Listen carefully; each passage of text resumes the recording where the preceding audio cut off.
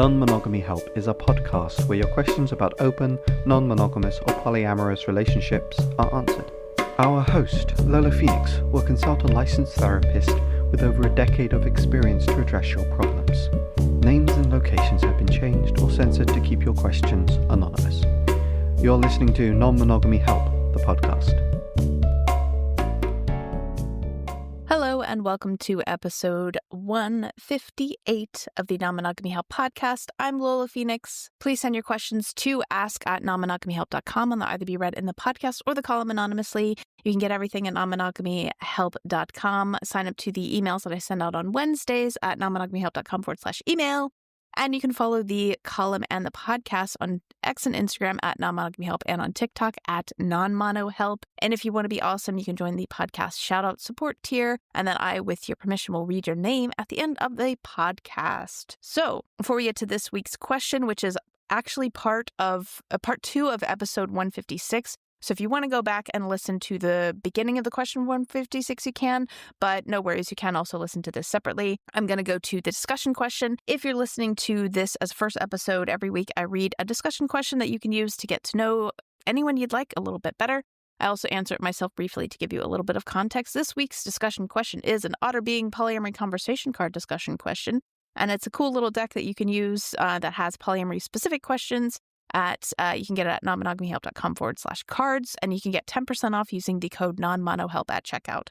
So this week's question is, what in your life helps you feel secure and stable outside of your relationships, and how can you nurture this? I like this question a lot, actually. I think that scheduling and regularity, like having a routine, is really, really important for me. I'm an amateur strongman athlete, actually. I really love strongman. It's an awesome sport. If you don't know anything about it, I highly recommend that you get into it. And yeah, I just love training regularly for it. I love the aspect of athletics and the team sort of feeling that I have in those training places. I like exercising. It always makes me feel better in every way. So the only thing that I have to avoid is overtraining, actually, because there was a short period of time that I was doing like runs every day. I'm not a big runner, I'm more of a strength athlete, but I do like running as well. And I was doing like slow but long runs every day, and my knees were starting to hurt. And I went to a physio and I was like,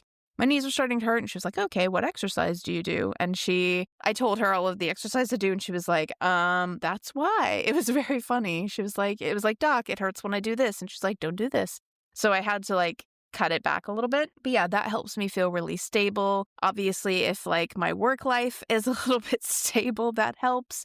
But that's not always a guarantee. I also really, really love like Stoic philosophy. That has been there's not a podcast. There's a account called The Daily Stoic. I definitely recommend it. They have emails as well. And that has just been it's been really good. I really like that as well. Seeing my friends, hanging out with my friends, that is a big thing. Talking to them.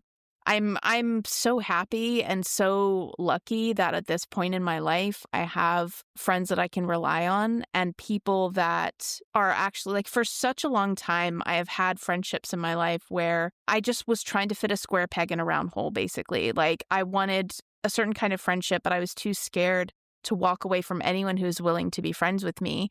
And I spent so much time basically trying to get other friendships to work that didn't work and didn't give me the things that I needed. And I'm just so happy that now I'm much better at that. Like I don't hold anyone to a fault if they don't they're not interested in the same things I'm in. We don't, but I'm very lucky to have found like friends who, we watch stuff together. We like exchange funny jokes. I'm very lucky to have that. So that's also something that really makes me feel secure and stable. And I mean, I'm also, at this point in my life, very much more solo polyamory than I ever have been before. I am also kind of focused on my life and not necessarily that keen on romantic relationships right now, which is interesting. I'm actually reading more about, there's a book called Solo by Dr. Peter McGraw. I definitely recommend folks check it out. And it's not that I'm I don't want any relationship, but I'm just kind of enjoying how things are. And I think that's going to give me a stable and secure background outside of any relationship if it does come. So that's how I feel at the moment. Let me read the discussion question again. What in your life helps you feel secure and stable outside of your relationships? And how can you nurture this? And I went on for way longer than I should have. So I'm sorry about that. Let's get to this week's question.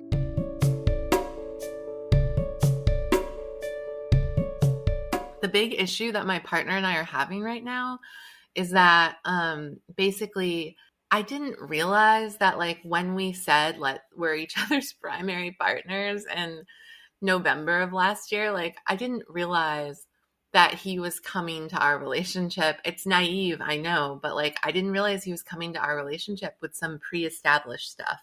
So, there is a person he considers a friend with benefits. And he sees her about, once a month or something. She is a primary partner.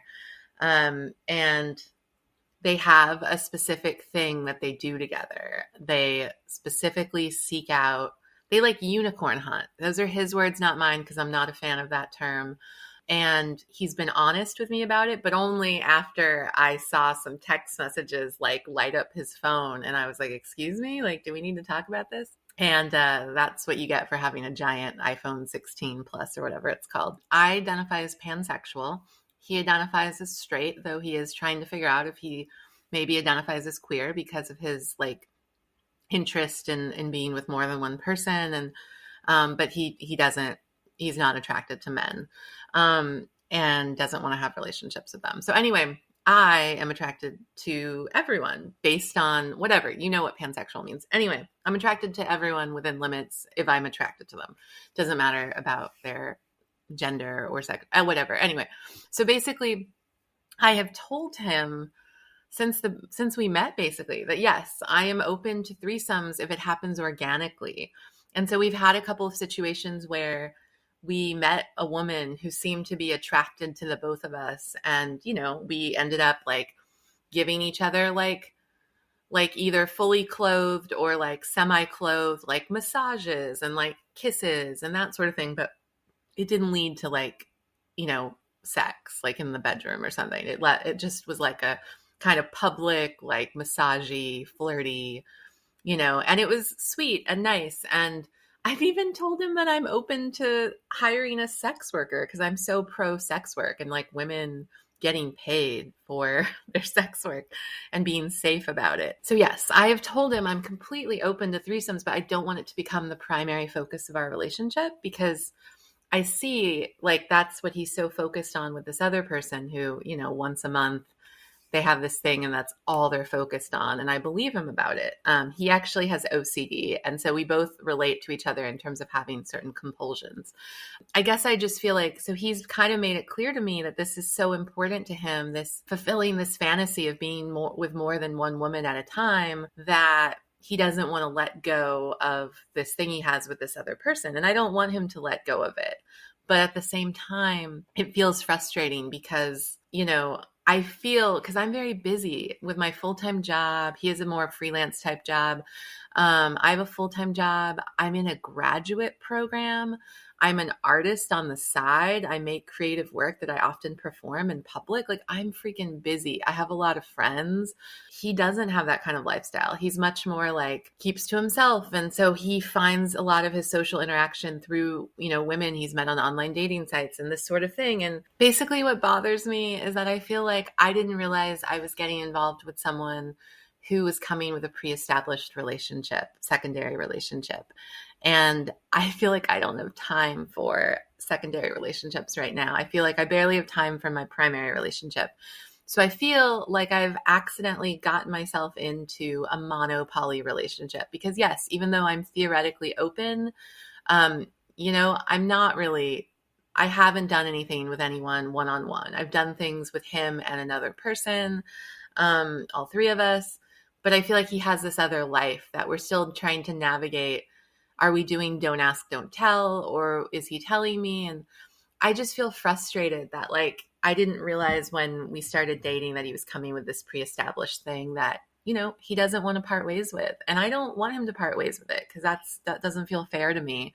But I think I just don't like the way that this started because I had this sort of what I think is naive idea that we were going to be starting this open relationship together from the same place, that we were going to be like, hey, let's make dating profiles where we say we have primary partners, but we're looking for other things. I just thought we were going to like be starting from scratch together. And instead it feels like I'm joining on to something that already exists, and it's causing trouble. It is, because I feel kind of left out in this way. Basically, in January, I proposed the idea to him, like, why don't we have a threesome? Like you, your friend with benefits, and me. And he was just like appalled by the idea, because he doesn't want to combine these two elements of his life, because he thinks, he holds me on such a quote unquote pedestal and like is in quote unquote love with me. And I believe him about that. And this other person, he feels like just sort of serves a function that's like not romantic at all. It's just like he and another woman seeking to find another woman, and the three of them having this experience together. So he feels like bringing me into that, which I'm open to, like, because I love him and like I like other women, and he doesn't want to do that. And so then I feel left out from even just being vulnerable and expressing that I was open to that. And so now he's proposed, why don't I meet this woman platonically, his friend with benefits?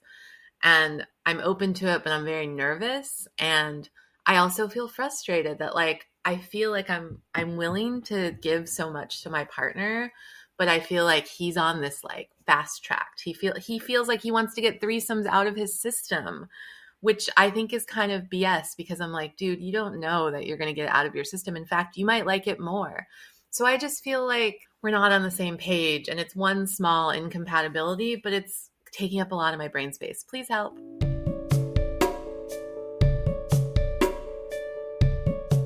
Before we get to this week's answer, I would like to quickly remind you of this episode's sponsor, BetterHelp. A lot of times I tell people they should go to therapy, and therapy is not something that is accessible for every single person locally. Sometimes going to a therapy office, I know for me personally, when I physically had to go into a therapy office, that was very, very difficult. I got stressed out when the buses were late. It was a lot. So online therapy can be a good option for lots of people, especially if you live in an area where you're not going to find anyone that knows anything about polyamory. BetterHelp allows you to find therapists you could send messages to at any time of the day and switch therapists if one doesn't work for you. And they also do offer some financial aid. You can get 10% off your first month by using the promo code Non-Monogamy Help at checkout, or by going to betterhelp.com/non-monogamy help. Let's get to this week's answer.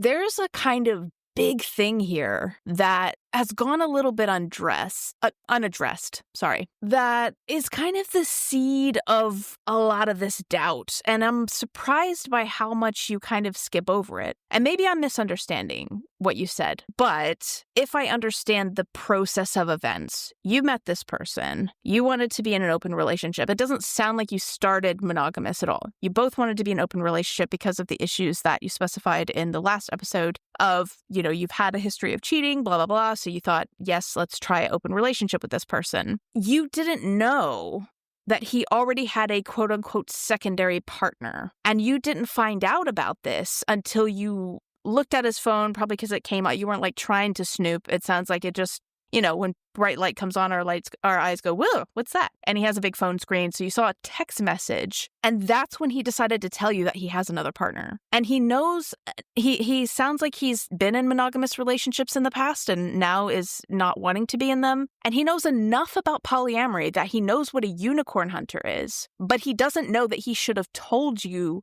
that he has another partner from the start. That is a huge problem. That's a huge problem. I'm very concerned with the fact that, especially when you kind of decided that you wanted to be primary partners, which I'll talk a little bit more about in a bit, he didn't tell you that he has another partner. He lied to you. This is in many ways, in many people's definitions, cheating. It's my definition it would be cheating. I mean, I'm totally up to the idea that people can define what cheating is, and that it may be different from relationship to relationship. But if he knows what a unicorn hunter is, enough to use that to describe himself as it, and it's neither here nor there about like whether or not one should use that term or whether or not people who are unicorn hunters bad. I'm kind of more concerned with the fact that he didn't tell you, and then you found out about it. What does he have to say about that? Did he apologize for lying? Why did he lie? Why did he hide this from you? I'm very, very, very, very concerned about that, because there's a lot going on here. But if you started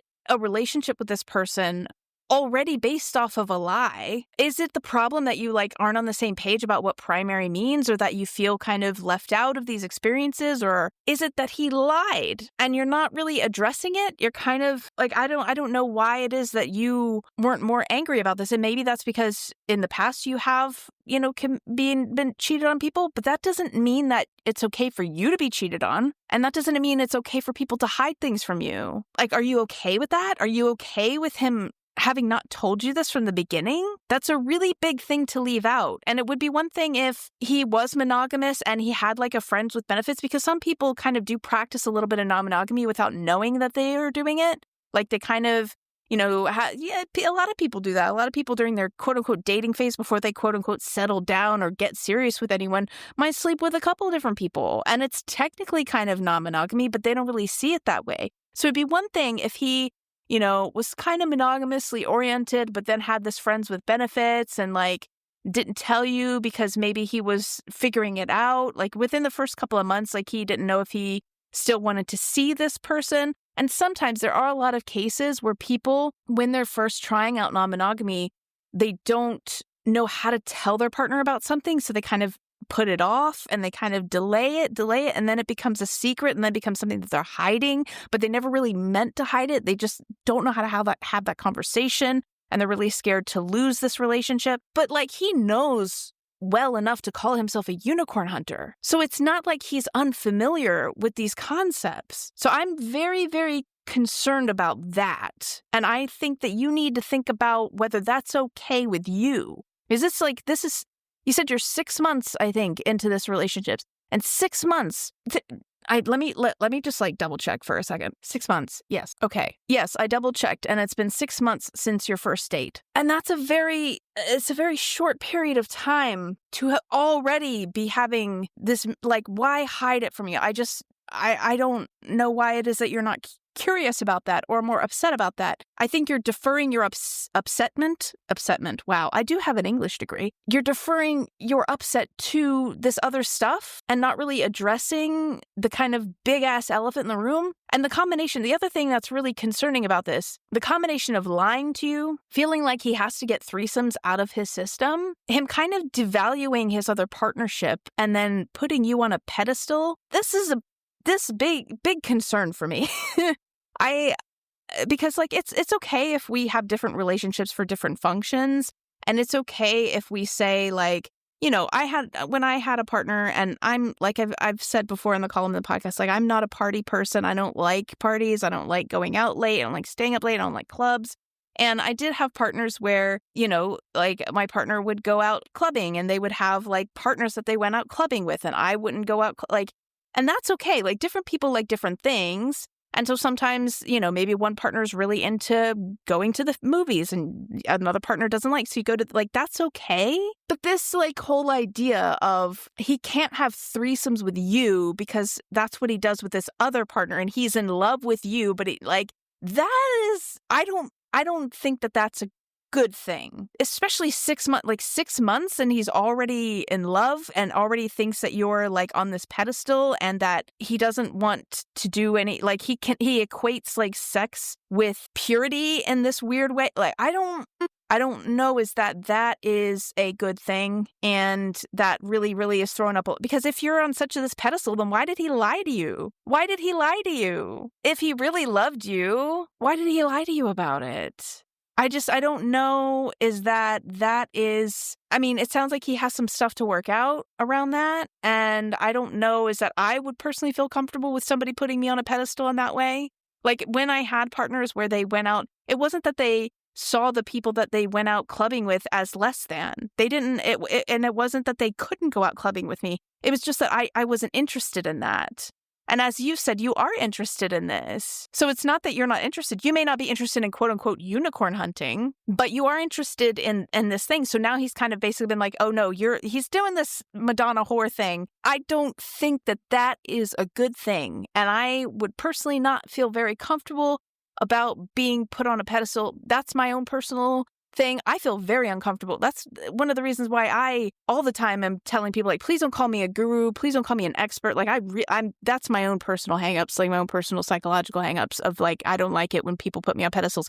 But on a bigger level, I just feel like maybe you need to think about that a little bit because, yeah, someone not wanting to do something sexual, it would be one thing. Like some BDSM things as well. Like some people have a kind of a relationship with someone that leans more towards a dynamic that they feel comfortable in, and they wouldn't feel comfortable applying that dynamic to another relationship, and that's fine. Like that's okay. But that's not because one person is better than the other. Like the fact that he's creating a hierarchy of sexuality and emotion is concern.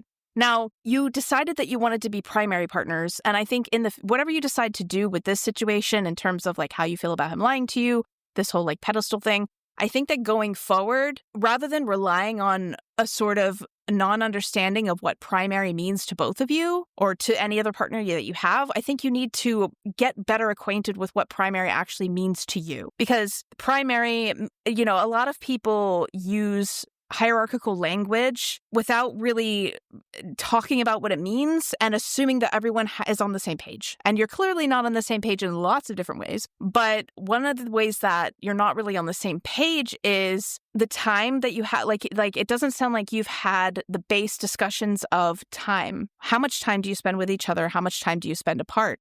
And that also has to work in with your work schedule and all the other commitments that you have.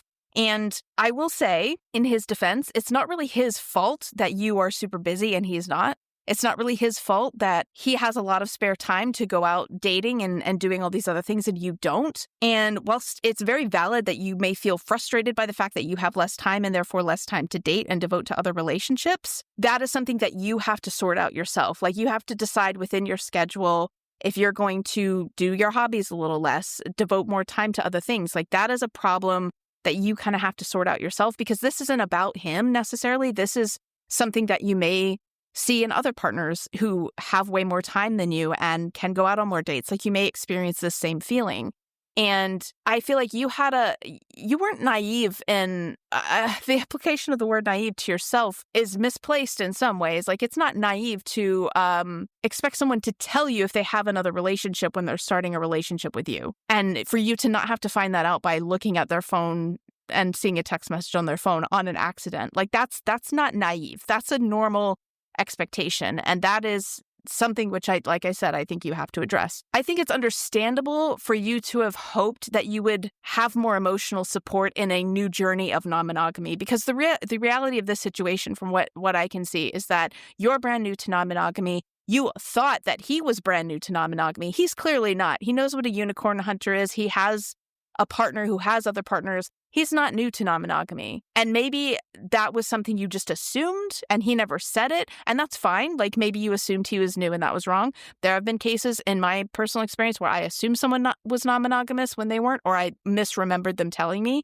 However, even if you assumed that, he should have still told you he had another partner. You shouldn't have had to have found that out.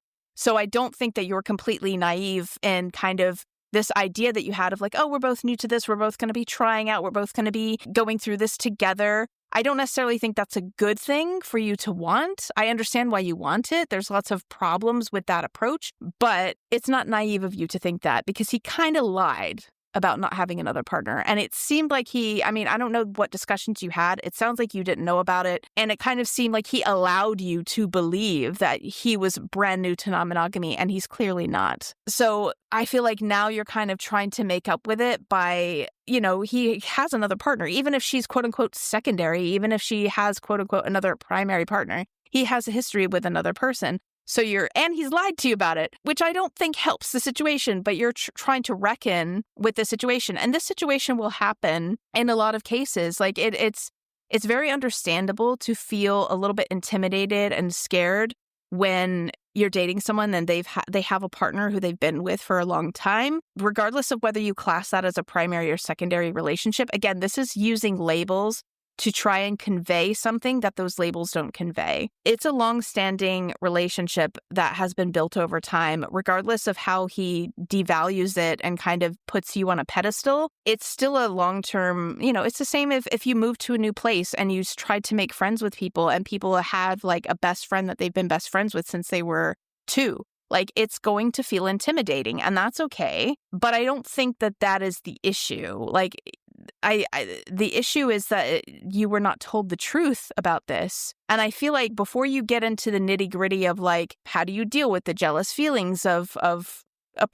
being with someone who has another partnership that they've had for a long time, I think you need to address the massive elephant in the room of the fact that you weren't told about this beforehand. And I feel like you're kind of suppressing that and going, oh no, but I guess it's because of the threesome thing. Like, he's having threesomes with her. We just need to have threesomes and then everything will be all right. I don't, even if he was, like, regardless of, like, the whole, like, Madonna whore thing he clearly has going on, which I've said my piece about that. Even if he didn't have that and you were having, like, more threesomes with other people, the fact that he didn't tell you about this other partnership is a problem that really needs to be addressed and really is probably going to be the biggest thing that's coming up. I think going forward, regardless of what you do about this, like I said, you need to talk about the time that you have spent. Stop relying on the labels of primary and secondary, because I think the biggest mistake that people make when they go into hierarchical polyamory and when they communicate about this is that people, and this isn't just hierarchical people, I think it's also part of the problem with the discussion that people have when they talk about hierarchical polyamory being a bad thing, or that, these couples that hurt the thirds, quote unquote, in their life. Things like that. I think that the problem is that there is a kind of disconnect between an emotional hierarchy and a time hierarchy. And what I mean by that is that I think that as humans, we develop relationships with people when we have a long-term relationship with somebody, whether it's a friendship or a romantic relationship or a family member or anything like that. We have invested emotional time and energy into that person, but we don't mentally think of people in a hierarchy. Like, even though we're socially kind of conditioned to see romantic relationships as more important than friendships, it's the fact that that isn't explicitly said and that's not what people explicitly do or think about that makes it the problem, right? They automatically sort of shift their time and their energy without verbally saying it, which makes people emotionally feel like they care more about the romantic relationships than their friends. People don't, unless there's kind of like a bad situation where they're being forced to choose between family or friends or a partner, they don't mentally think, I love this person the most. I love that person the most. We may say things like, oh, you're my other half, you're my soul. Like, we may say things like that, but we don't literally think that. And the problem is that when couples, especially people who begin monogamously and open their relationship, they initially they see all this kind of talk about couples, basically burning through other people or hurting other people or hierarchical polyamory being bad. And they know that emotionally they have this relationship that they've invested a lot of time in,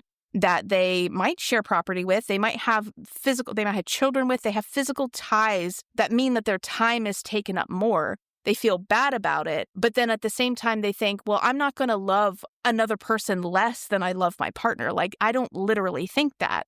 And so they say, oh, we don't have a hierarchy. I don't have a hierarchy. There isn't any hierarchy. What they mean by that is that I don't mentally think that I'm going to love my partner more than I love anybody else that I date, like love my current partner more than, and they don't. I don't genuinely think that people do. I think that it makes sense logically for you to be more emotionally invested in a relationship that you've spent years cultivating than somebody that you've just met. And I think we're all hierarchical when it comes to that. Like, yeah, we're going to probably pay more attention and be more secure in relationships that we've built over time. Sometimes it comes back to bite you in the ass, but that makes sense. What needs to be discussed is the hierarchy of time. And that's where I think people need to get real about the time that they spend with their partners and the time that they have with other people. And just because you spend more time doesn't mean that you love them more. And I think that's where people get really confused. Like, if you have a child, let's say you have two children, one child is an infant, one child is a teenager. You're going to spend way more time with that infant than you are with that teenager because that infant needs you more. It doesn't mean that you love the infant more than you love the teen. And it may look like that. Like, you cuddle with the infant, you're all kind and cutesy with the infant, and the teen is like, get out of my face, I don't want to talk to you. Like, it may appear like that or feel like that sometimes,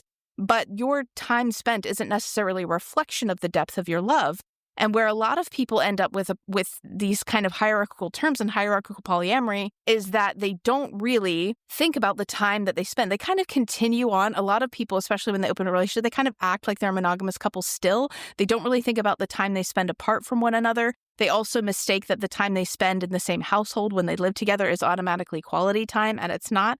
So using these shorthands of like primary and secondary without clarifying what this means in terms of time spent is really one of the biggest pitfalls that I think a lot of people fall into. So instead of going forward, instead of being like, we're primary partners, you need to explicitly talk about what that means. What does that mean in terms of your time? What does that mean in terms of their time? How does polyamory fit into your life? How many partners do you want? How many partners can you realistically fit in your schedule? Do you need to take an honest look at your schedule and assess whether or not you actually have the time for multiple partners? Like, that is a legitimate question to ask. Some people, I have talked with people about polyamory and they've been like, I don't even have the time to exercise, let alone have multiple partners. Like, that is a thing. And that is a thing I've talked about in terms of like the ability to have more time is often connected with economic privilege as well. That's a whole separate can of worms, but really look at your schedule and really see, is this something that you have time for? I would also work on, like, we didn't really discuss this in your first question, but I think, you know, if you have a therapist, I would also work out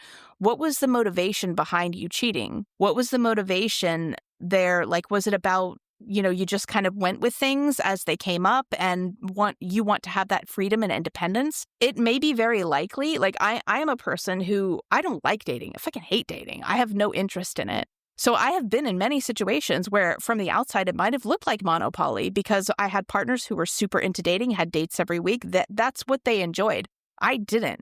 My reason for being polyamorous and wanting polyamory was so that I could have the freedom and independence to go with situations as they came in my life. Not because I like love to be going out and hooking up. Like, that's just not me. It's, you know, no judgment to people who are, but that's like, I want that freedom and independence. That freedom and independence is really important for me. Regardless of my time schedule, I want that option.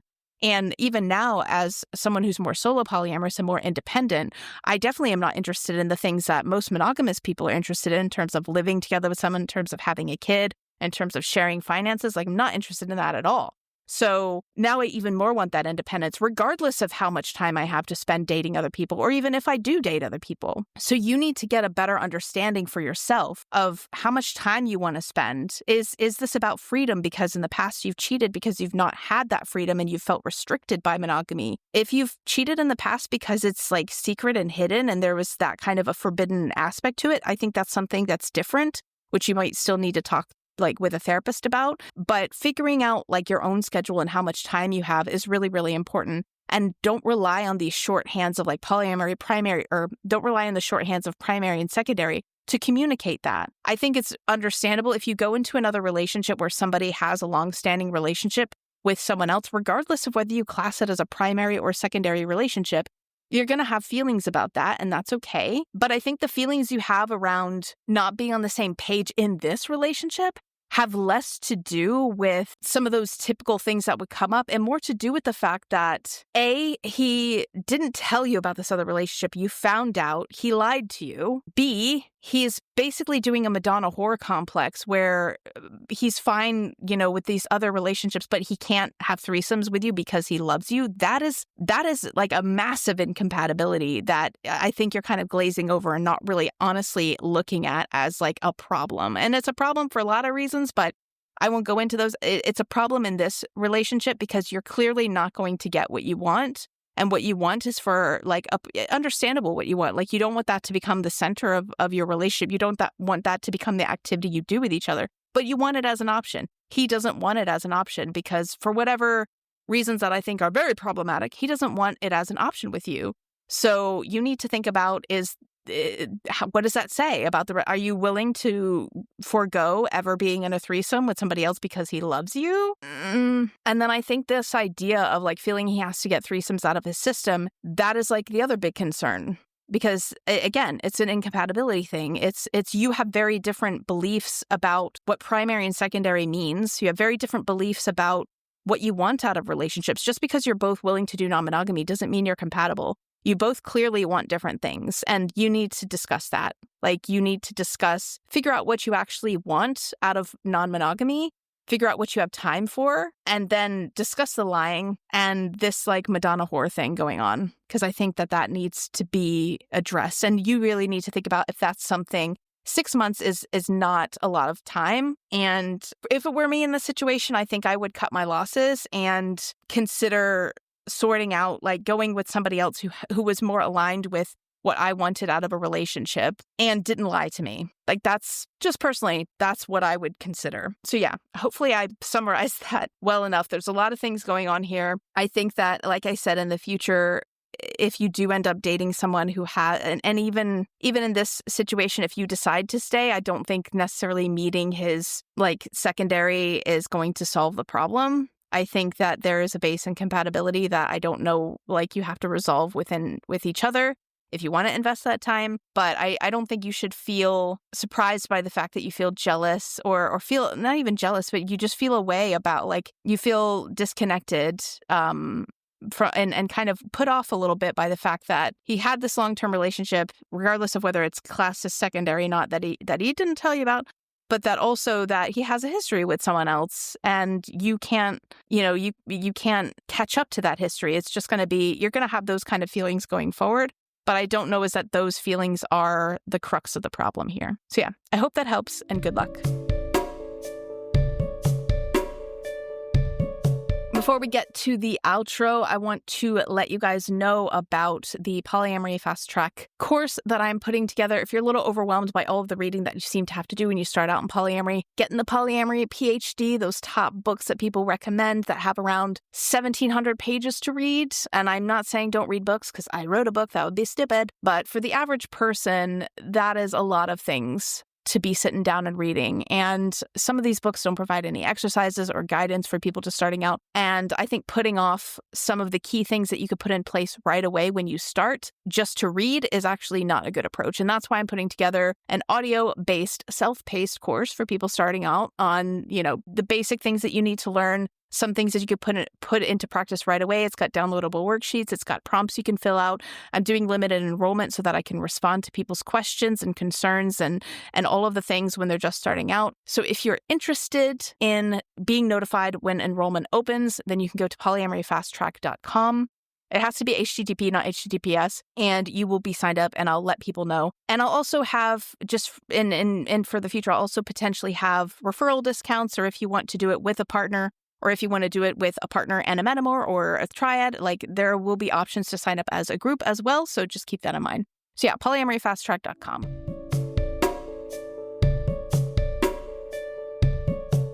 Thank you for listening to episode 158 of the Non-Monogamy Help podcast. If you want to be awesome, you can sign up to the website and support me.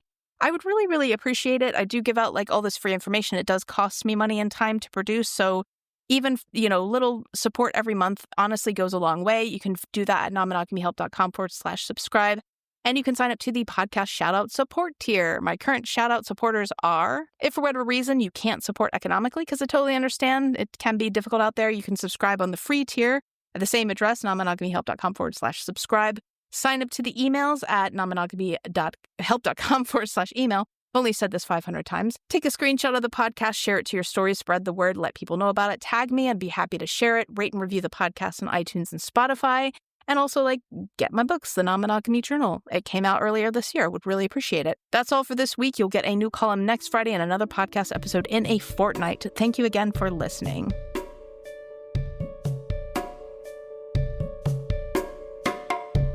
You've been listening to Non-Monogamy Help. The music was done by Chris Albury-Jones at albury-jones.com. Thank you for listening.